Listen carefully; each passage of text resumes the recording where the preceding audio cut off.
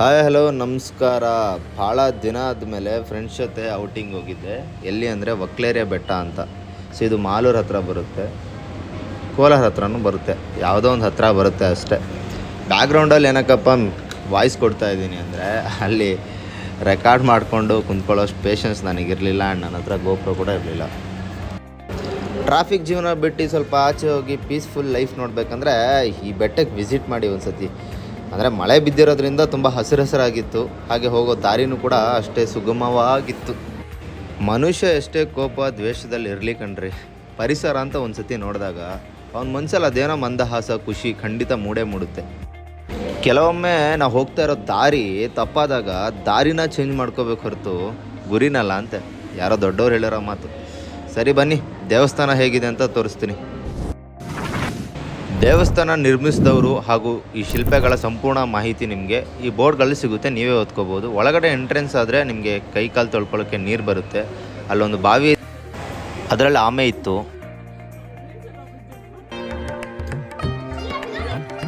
ಹಲವಾರು ದೇವರುಗಳು ಹಾಗೂ ಕಲ್ಲಿಂದ ನಿರ್ಮಿತವಾಗಿರೋ ಈ ದೇವಸ್ಥಾನ ನಮಗೊಂದು ಒಳ್ಳೆ ಭಕ್ತಿನ ಹಾಗೆ ನಮ್ಮ ಒಳ್ಳೆ ಎನ್ವಿರಾನ್ಮೆಂಟ್ನ ಕ್ರಿಯೇಟ್ ಮಾಡಿಕೊಡುತ್ತೆ ಅನ್ನೋದು ಸತ್ಯ.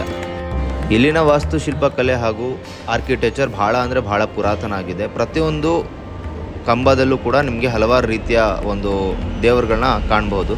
ಹಾಗೆ ಮೇನ್ ಗುಡಿ ವಿಷಯಕ್ಕೆ ಬಂದರೆ ಗರ್ಭದ ಗುಡಿಯಲ್ಲಿ ನಿಮಗೆ ಲಿಂಗ ಕಾಣಿಸುತ್ತೆ. ಅದಲ್ಲದೆ ಹಲವಾರು ದೇವರುಗಳನ್ನ ನಾವಿಲ್ಲಿ ನೋಡ್ಬೋದು. ಹೊಸ ವಿಡಿಯೋ ಭಾಳ ದಿನಗಳ ಬಳಿಕ. ಇದುವರೆಗೂ ಯಾವುದೇ ರೀತಿ ವೀಡಿಯೋಸ್ ನಾನು ಮಾಡಿರಲಿಲ್ಲ. ಏನಕ್ಕೆ ಮಾಡಿರಲಿಲ್ಲ ಅಂದರೆ ಎಲ್ಲಿಗೂ ಹೋಗಿರಲಿಲ್ಲ, ಮನೆಯಲ್ಲೇ ಇದ್ದೆ. ಇವತ್ತು ನಾವು ಬಂದಿರೋದು ಮಾರ್ಕೊಂಡೇಶ್ವರ ಬೆಟ್ಟ. ನನಗೆ ಅಷ್ಟು ನೀಟಾಗಿ ಗೊತ್ತಿಲ್ಲ. ಒಕ್ಲೇರಿ ಹತ್ರ ಬಂದಿದ್ದೀವಿ. ಅಂದರೆ ಇದು ಮಾಲೂರಿಂದ ಒಂದು 15 ಕಿಲೋಮೀಟ್ರ್ ಅಥವಾ ಕೋಲಾರಿಂದ ಒಂದು 15 ಕಿಲೋಮೀಟ್ರಲ್ಲಿ ಸಿಗುತ್ತೆ. ಫಸ್ಟ್ ಟೈಮ್ ಸೋಲೋ ಬ್ಲಾಗ್ ಮಾಡ್ತಾ ಇದ್ದೀನಿ, ಅಂದರೆ ಒಬ್ಬನೇ ಕಾಣಿಸ್ಕೊಳ್ತಾ ಇದ್ದೀನಿ ಕ್ಯಾಮ್ರಾ ಮುಂದೆ. ಇವಾಗ ತಾನೇ ಪೇಂಟ್ ಎಲ್ಲ ಆಗ್ತಾ ಇದೆ ರೀಸೆಂಟಾಗಿ. ಇದು ಗೊತ್ತಲ್ಲ, ಇವೆಲ್ಲ ಹಳೆ ಕಾಲದೊಂದು ಏನಂತಾರೆ ಆರ್ಕಿಟೆಕ್ಚರಾ ಏನಿದು, ಅದೇ ಏನೋ ಒಂದು ವಾಟ್ ಎವರ್. ಇದು ಯಾವ ದೇವ್ರು ಅಂತ ಗೊತ್ತಿಲ್ಲ, ಇಲ್ಲೇ ಬರೆದಿದ್ದಾರೆ ಮಲಿದೇವ ಸೇನಾ ಸುಬ್ರಹ್ಮಣ್ಯ ಸ್ವಾಮಿ ಅಂತೆ. ಎಲ್ಲರೂ ಕೈ ಮುಗ್ಕೊಳ್ಳಿ.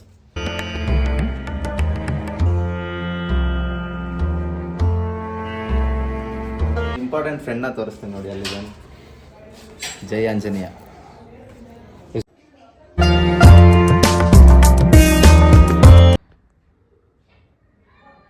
ಯಾರ್ದೋ ಮದುವೆ ಬೇರೆ ಆಗ್ತೈತೆ ಇಲ್ಲಿ.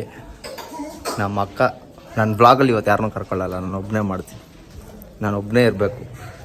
ಕಾಪಿ ರೇಟ್ ಕೊಡ್ತಾವ್ರೆ ಗೈಸ್, ಇವರೆಲ್ಲ ಫೇಮಸ್ ಆಗಿಬಿಟ್ರೆ ಅದಕ್ಕೆ. ಸೊ ಪ್ಲೇಸ್ ಮಾತ್ರ ಮಸ್ತಾಗಿದೆ, ಚೆನ್ನಾಗಿದೆ. ಇಷ್ಟೆಲ್ಲ ಕಷ್ಟಪಟ್ಟು ವೀಡಿಯೋ ಮಾಡ್ತೀನಿ, ನೀವು ನೋಡಿದ್ರೆ ಸಬ್ಸ್ಕ್ರೈಬ್ ಮಾಡ್ಕೊಳ್ಳಲ್ಲ. ನಂಗೆ ಡಿಮೋಟಿವೇಟ್ ಆಗಿಬಿಟ್ಟು ವೀಡಿಯೋನೇ ಮಾಡಬಾರ್ದು ಅಂತ ಅಂದ್ಕೊಂಡ್ಬಿಟ್ಟಿದ್ದೀನಿ ಒಂದೊಂದು ಸತಿ.